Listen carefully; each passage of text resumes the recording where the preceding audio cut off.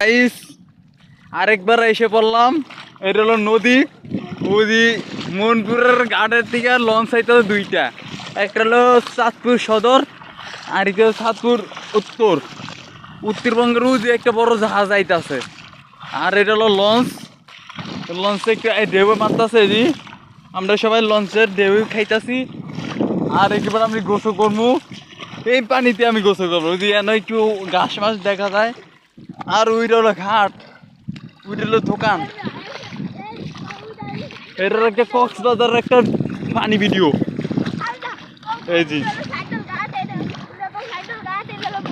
এটা হলো একটা লঞ্চের একটা ঢেউ, সে একটা পরিস্থিতি ভালো। এই জি